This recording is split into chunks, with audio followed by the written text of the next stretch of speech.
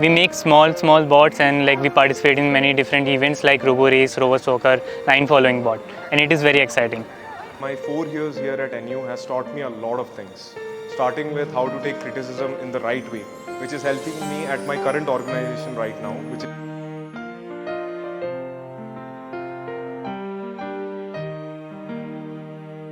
NIIT was one of the few universities which reached out to me once I applied to their portal.